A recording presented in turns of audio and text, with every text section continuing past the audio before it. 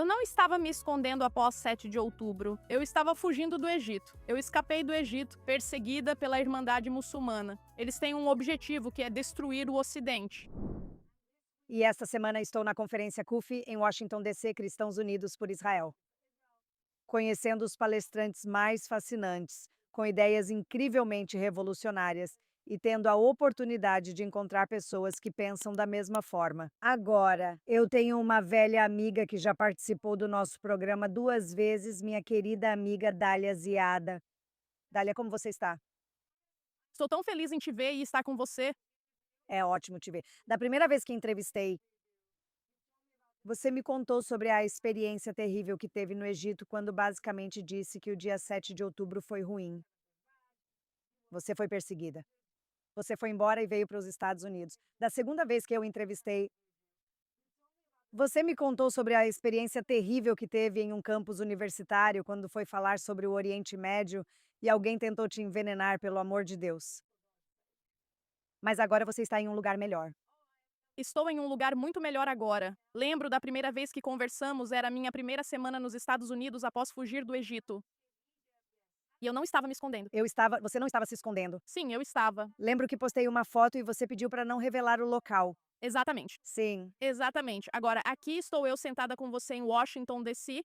Atualmente sou coordenadora em Washington, D.C. e pesquisadora no ISGAB, mas para o estudo do antissemitismo global e Centro de Pesquisa Acadêmica e Políticas. Combatendo o bom combate, travando a luta certa, não só pelo povo judeu, não só contra o antissemitismo, mas pela democracia liberal. Pela civilização.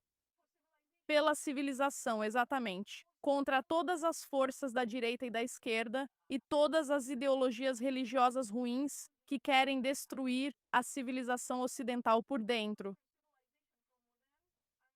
Agora estou muito animada em dizer que faço parte de uma equipe incrível que está travando essa luta.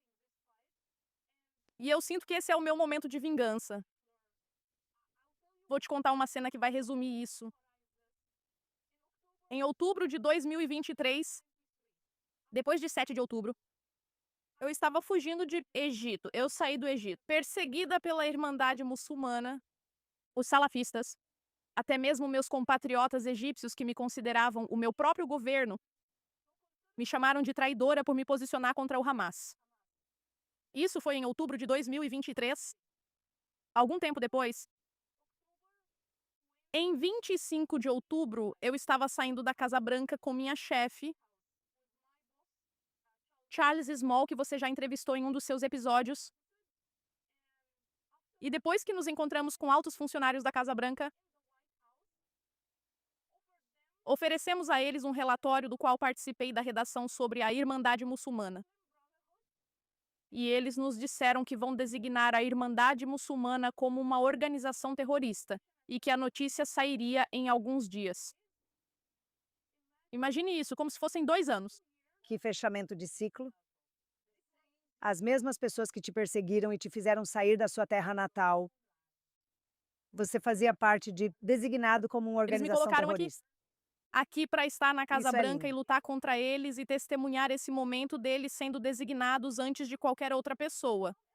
Eu me lembro do horóscopo de Paris, vírgula, isso é incrível, graças a Deus. Quero dizer, Mas você fez parte disso. eu fiz parte do. Eles deveriam ter mantido você lá. Veja o estrago que você causou neles. Eu sei exatamente. Talvez eles se arrependam agora. Eu acho que sim.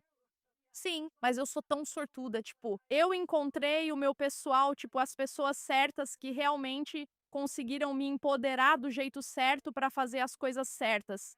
E eu estou muito feliz de fazer parte dessa luta, porque é nisso que eu sempre acreditei, sabe? Valores democráticos liberais.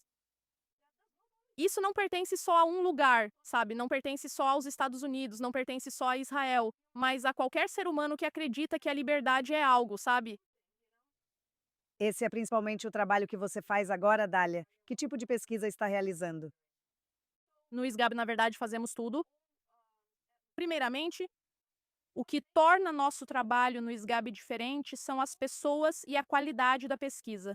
Então, as pessoas, nós temos uma equipe incrível com dezenas de pesquisadoras, estou falando de mais de 40 pessoas,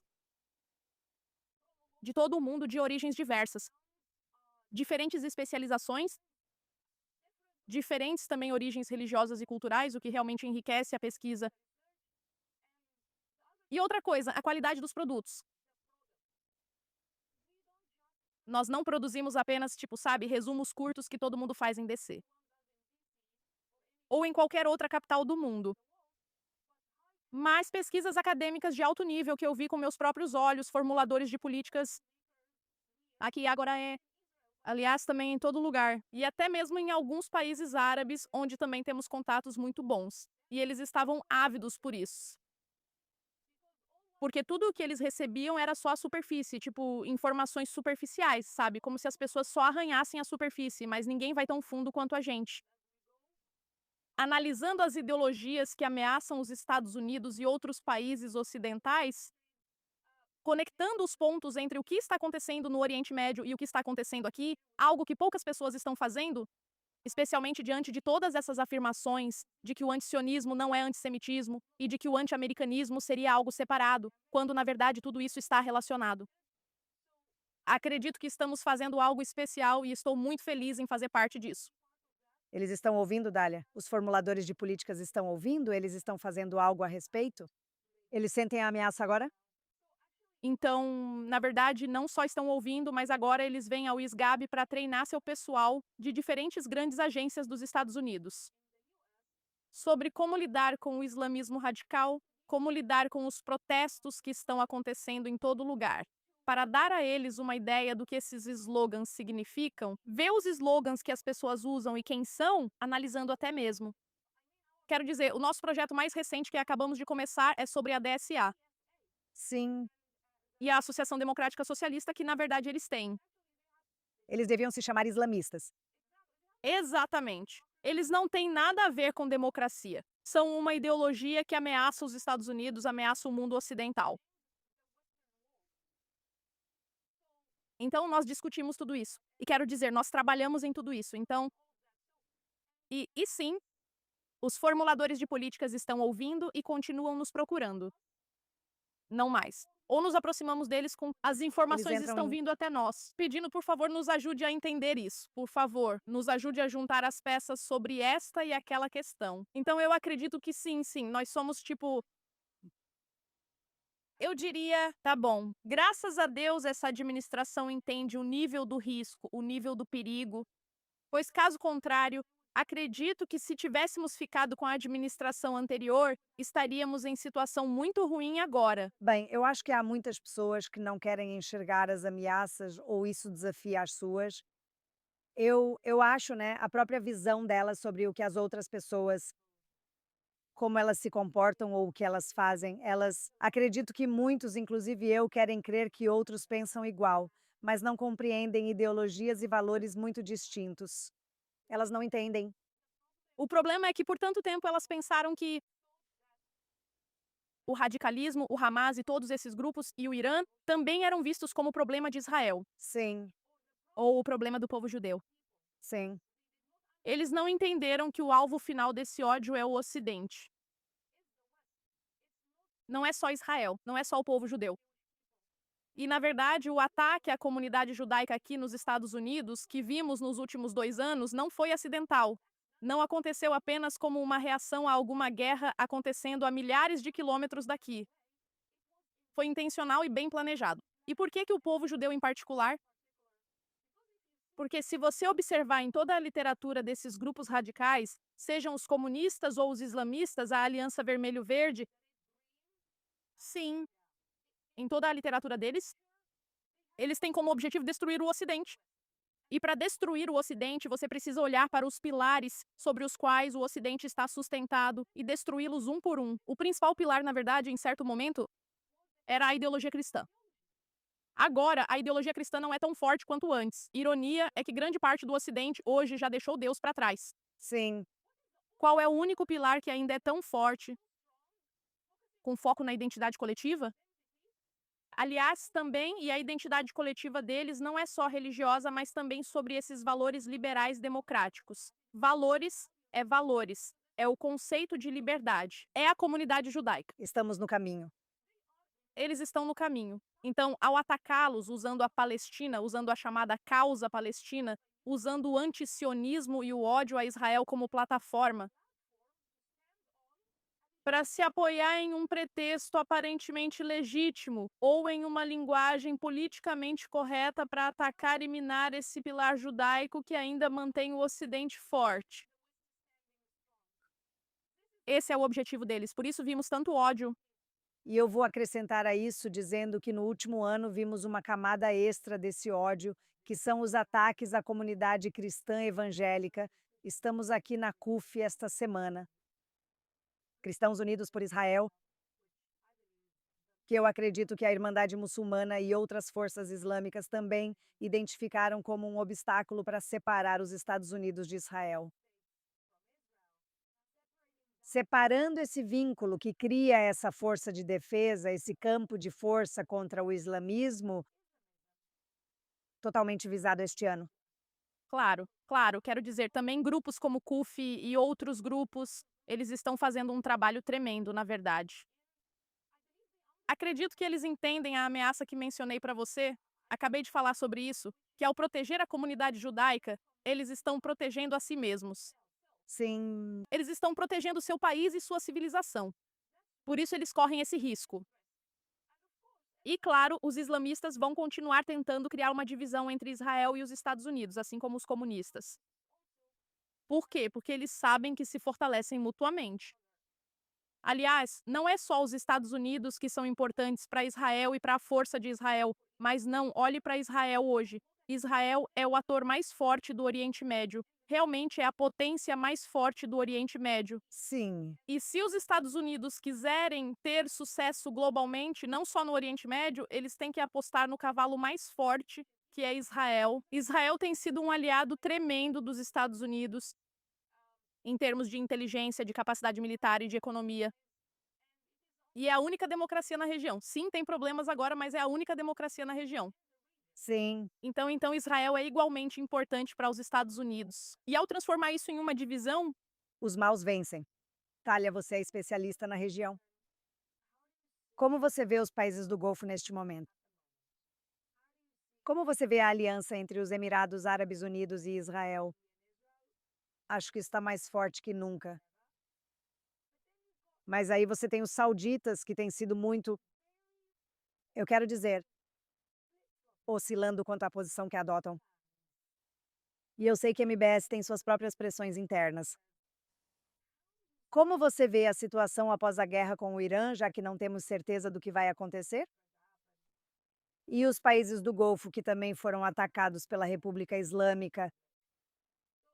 então o que está acontecendo dentro do Golfo, se focarmos especificamente nos estados do Golfo, especialmente depois da guerra entre Israel e Irã, ah, é tipo um terremoto diplomático, né? Isso vai trazer muitas mudanças. E deixa eu explicar rapidinho de onde vem esse terremoto. Então, a região do Golfo é a única região do Oriente Médio que não foi abalada pelos eventos políticos que aconteceram nas últimas 2 ou 3 décadas, incluindo a Primavera Árabe, incluindo a maioria deles. Eles tentaram no Bahrein, mas a Arábia Saudita se envolveu e eles, Sim, mas quero dizer, era a região mais estável do Oriente Médio.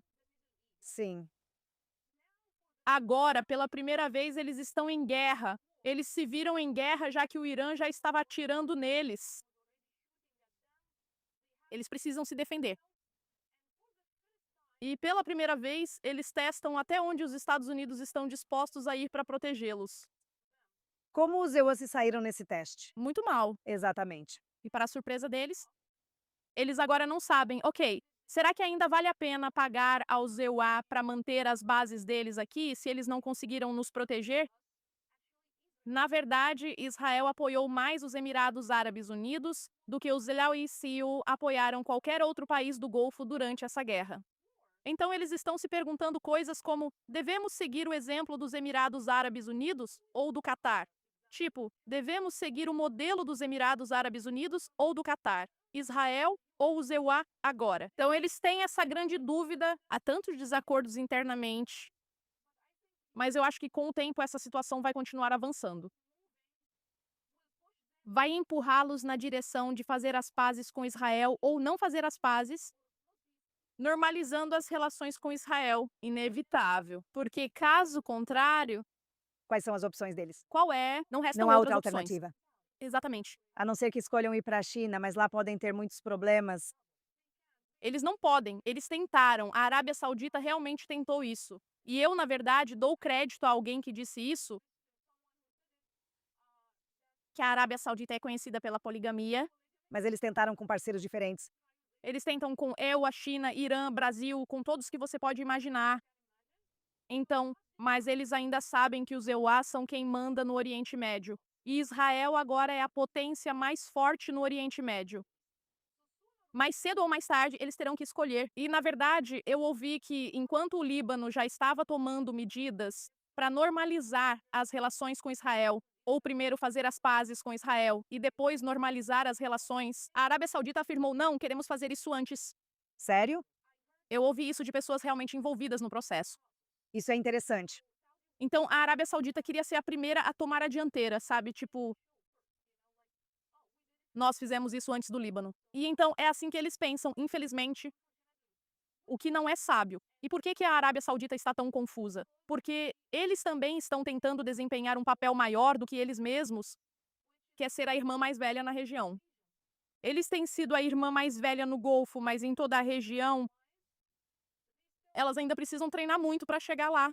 Isso tudo não depende do que acontecer com o Irã?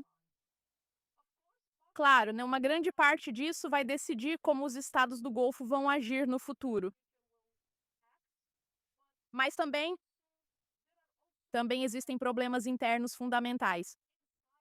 A maioria da sua população é tradicional e provavelmente bastante contra, em geral, por causa da educação que receberam, sistema educacional. Com certeza, mas sim, o Irã ainda é um fator muito importante. Tudo depende se esse regime vai sobreviver ou se vai acabar e um novo Irã vai nascer. Ainda temos que esperar para ver, porque mais uma vez os EUA decidiram mudar de rumo no último minuto e não sabemos o que vai acontecer depois. Mas eu espero que um dia o povo do Irã consiga ter sua liberdade. Eu concordo. Acho que aconteça o que acontecer, independentemente dos EUA voltarem ou não, isso deve ser o começo do fim da República Islâmica, principalmente pela forma como trataram seu povo e estão falidos. Sabe, acabei de ouvir que agora as exportações de petróleo deles foram suspensas novamente pelos EUA. Quero dizer, isso não vai acabar bem. E por isso eu rezo para que este seja o começo do fim para os 92 milhões de pessoas que vivem no Irã, mas também para a paz e a prosperidade da região. É sim, mas deixa eu te dizer, na verdade, quem decide o futuro da região agora não é o Irã. É o Trump. Não são os Estados Unidos, é Israel. Israel? Sim, de tantas maneiras. Israel. Eu diria que é a potência mais forte. Talvez o único rival agora seja a Turquia. Sabemos qual é o rumo da Turquia. Eles vão tentar avançar nessa direção maligna pelo maior tempo que conseguirem. Sim. Mas Israel deveria, quer dizer, retomar a postura de antes da assinatura do cessar-fogo no ano passado, quando estava em seu momento mais forte, muito focado em seu objetivo, não apenas derrotando o Hamas, mas também derrotando o Irã, a cabeça do povo. E se eles conseguirem voltar a esse ponto, Nós precisamos chegar lá. com certeza, quero dizer, ontem o Hamas anunciou publicamente: vamos nos dissolver. Essas pessoas começaram a comemorar porque o Hamas finalmente está. Mas na verdade é uma mentira. Tudo isso é uma mentira. Não há desarmamento. O Hezbollah nunca vai se desarmar se nós não desarmarmos eles. A ONU é inútil. Eles são terroristas, Você pode. você não Eles não pode. podem ser diferentes. Eles não vão dar ouvidos à diplomacia. A única maneira de lidar com eles é com ações militares. Quem pode recorrer à ação militar nesse caso? Israel é o único que pode fazer isso. Minha mensagem para a comunidade internacional por meio de você é: parem de amarrar as mãos de Israel. Deixem Israel consertar a região. Já ia consertar a região há 10 meses. E vocês impediram isso. Chega. Chega de intervir no Oriente Médio se vocês não sabem como o Oriente Médio funciona. Tem um novo chefe, um chefe local surgindo agora, que é Israel. Deixem que Israel faça o trabalho. Vamos pela primeira vez ver algo novo no Oriente Médio. E sim, Eu realmente acredito muito em Israel. Eu acredito que Israel é quem pode conduzir o navio do Oriente Médio para a direção certa. Deus te abençoe, querida. Vou levar a confiança que você e o povo israelense me deram de volta para Israel.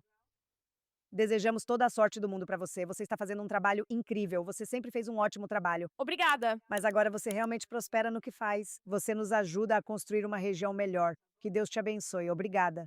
Muito obrigada, Flor, por tudo. Obrigada.